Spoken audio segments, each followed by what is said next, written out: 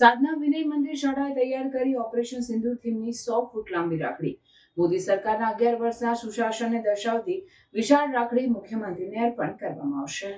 અમદાવાદ શહેરના ભુયંગદેવ વિસ્તારમાં આવેલી સાધના વિનય મંદિર શાળાના વિદ્યાર્થીનીઓએ આવતા રક્ષાબંધન પર્વ નિમિત્તે 100 ફૂટ લાંબી અનોખી રાખડી તૈયાર કરી છે.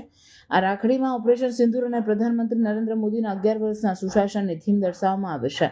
વિશાળ રાખડીમાં કેન્દ્ર સરકારની જનધન યોજના, મુદ્રા યોજના, ઉજ્જવલા યોજના અને નારી વંદના યોજના જેવી વિવિધ કલ્યાણકારી યોજનાઓને પણ સ્થાન આપવામાં આવ્યું છે. આ શાળામાં છેલ્લા 19 વર્ષથી દર વર્ષે વિવિધ થીમ પર લાંબી રાખડી બનાવવાની પરંપરા છે. અગાઉ આ શાળાએ કોરોના વોરિયર્સ, આઝાદીના અમૃત મહોત્સવ, G20, ભગવદ્ ગીતા અને અન્ય સામાજિક વિષયો પર આધારિત લાંબી રાખડીઓ બનાવી છે. આ વર્ષે શાળાને 20 વિદ્યાર્થીનીઓ અને 3 શિક્ષકોએ મળીને આશરે 25,000 રૂપિયાના ખર્ચે આ રાખડી બનાવી છે.